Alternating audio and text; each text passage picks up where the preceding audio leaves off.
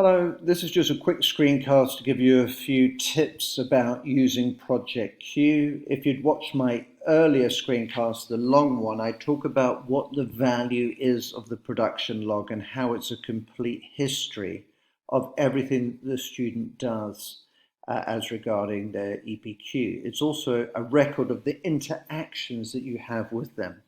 So the first thing I'd say before I talk about Project Q is that it's very important that the student either records their meeting with you or takes ample notes. These are going to help them write the presentation and to fill in elements of Project Q. As you can see from this screen here, these are my students this year for Project Q. And the course that you're on is the DESC EPQ 2021 course, okay? At the top here, you don't really need to know too much about this. I don't tend to use the resources page on Project Q because I have an EPQ SharePoint site, and I'll send you a link to that if you're interested in using that, okay? Now, each of the students then that you supervise should appear here. I've got Manel, Myra, Fariz, Sumya, and Dia over here. Now what I'm going to do just to show you how to use the Project Q is I'm going to switch to the course from last year. So I'll set that as my default. Now most of you won't have to bother about this. And you can see these are my students that I am supervising at the moment. And what I'm going to do very quickly is I will go to, say, Caitlin Clement. Okay. Now when I go to Caitlin's Project Q, her production log, you'll see the bits that I finished already. Now, for you guys, you're at the beginning of the project, so you'll be looking at the first entry, which is the record of initial ideas. And as I said in my screencast, at this point, the student should be reading and reading widely and looking to narrow the focus of their particular research question. They'll need to complete the candidate proposal where they formally submit the actual research question to you in December. For now, they have to show that they have a decent idea of where they are at the moment. So this was Caitlin from last year. She had the topic of politics in Malaysia, which I'm sure we can agree is very vague. But at that particular time, I believed that her reading would narrow down the focus of it. She'd completed a big mind map, which is always a very good idea for students to do, and to bring that mind map to you, the supervisors, and to discuss where there's a potential for a question. So after each of these interviews, the student then completes a summary of comments from the supervisor, hence the need to record these interviews either in audio form or in notes, okay? And this is a very important box. Students then have to fill in the modifications they have made as a result of a discussion with their supervisor. Now, this is important because you'll recall in the mark scheme under Develop and Realize, which is assessment criteria number 3, students have to show that they have productive dialogues with their supervisor and other people, moving their learning forward. And it's very good if they're able to evidence this. So for both of these boxes, in the Project Q, it's very important that the student records the dialogue that they've had with you.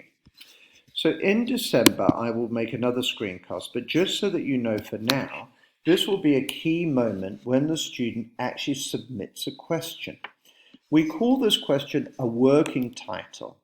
It has to have a kind of clear focus, and it should be phrased either as a question or a hypothesis, something that they can ask themselves and argue and evaluate.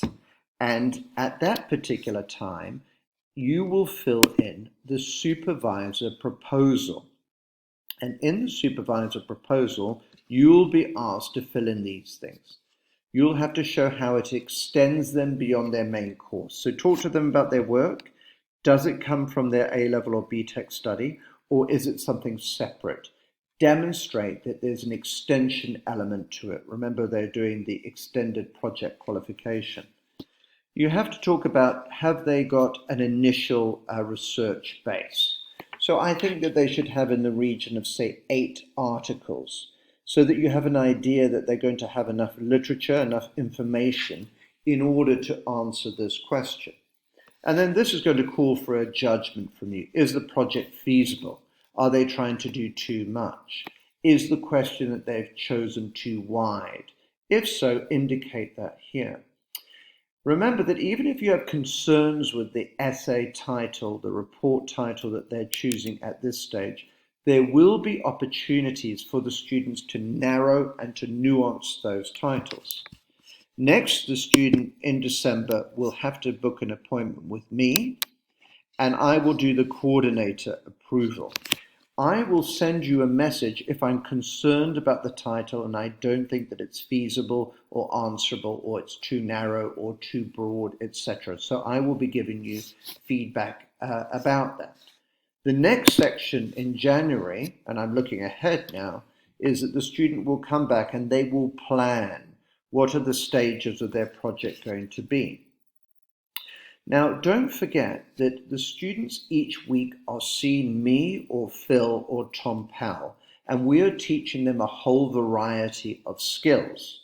I will begin to email you and let you know the skills that the students have been covering, and I think that that will help you in your interviews.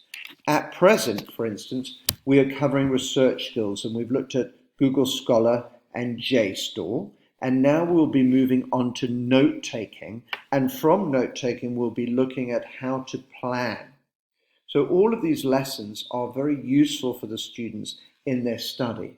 Now, during your interviews, it would be a good idea for you to discuss these lessons and how best the student can utilize these skills in their project. I think that that's all I need to cover for now for Project Q, but as ever, please see me or email me if you have any difficulties. We have a difficult situation at the moment in the sense that I can't train you after school in the way that I normally would. But if at any stage anyone wants another little screencast or a demonstration, then please get in contact with me. Thank you so much for being an EPQ supervisor. It's extremely valuable to the students, and we appreciate it a great deal.